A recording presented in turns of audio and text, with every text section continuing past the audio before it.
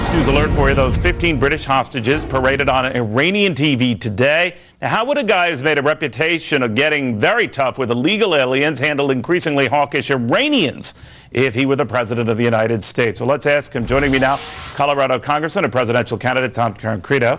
All right, Congressman, you're president, Tancredo. What do you do? Well, first of all, I want to know why I haven't gotten my invitation from you for tonight's event. I mean, you don't write, you don't call. I expect to get an invitation from you. Well, actually, it's that tie.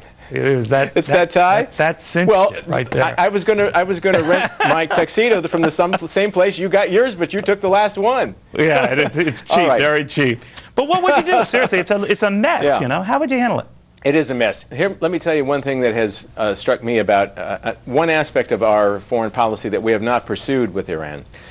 Iran, the mullahs, the people running Iran, hate one group in particular out there, part of the diaspora. Some of these folks who have been driven out of Iran want to go back. They are presently on our terrorist watch list because we did this as a sop to the government some time ago under Clinton. We said we'd put them on the watch list. First of all, I would take them off the watch list. Then I would say, look, you guys really, you want what they tell us, a secular, democratic Iran. You know what? We're going to let you go in there and begin the process of doing just that. They are so afraid of this group and any other part of the Iranian diaspora that really wants to do something that I think we have a card to play in this game, and we should play it. All right, so you would get tough about that, but you know Iran's history, Congressman, probably better than many, that it has a way of thumbing its nose at whatever threats it gets, short of military ones. And well, I just wonder what you do in light of that. Economically, they're as ostracized as you can get anyway. So what do you do? Well, there are actually other things that you can do even economically, but I'm telling you, this is a threat to them. And it's a greater threat than I think many people realize.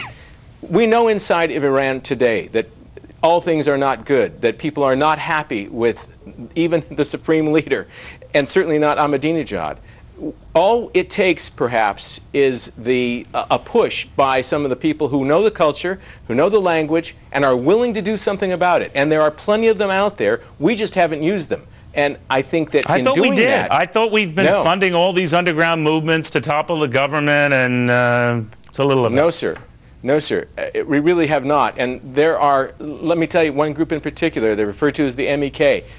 And I will admit that there's a spotty history way back 30 years ago, but I'm telling you right now that they are willing and able, they want to do it, they are being constrained by the United States. We're actually protecting them in what's called Camp Ashraf, but we're not letting them do anything beyond just hang out there. We should use them much more effectively.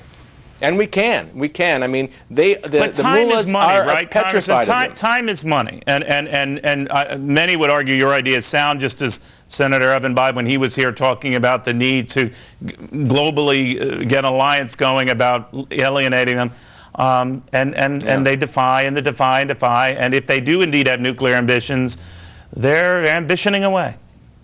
Well, that's absolutely true, and there's a series of steps you take. You start out, of course, diplomatically. You move up to you move up to actions that you take that are beyond the diplomatic stage, but short of an actual invasion or military action. And I'm telling you, we're at that second stage. I think that's where we are. Okay, Congressman, if I don't see you tonight, I'll be the one serving drinks. You can't miss me. All right. I'll be the guy with the sign on the neon sign on the back of my suit. Rent it. That's exactly. You and me both. Thank you very, very much.